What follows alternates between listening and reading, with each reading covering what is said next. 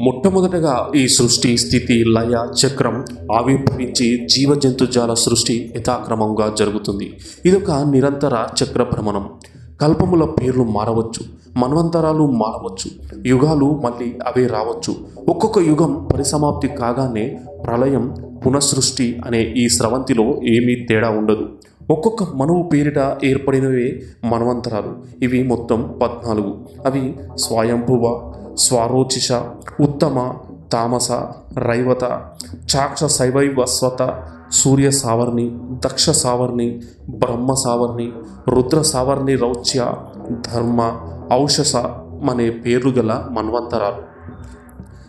వీటిలో 7వదైన వైవస్వత మన్వంతరంలో మనం ఇప్పుడు ఉన్నాం.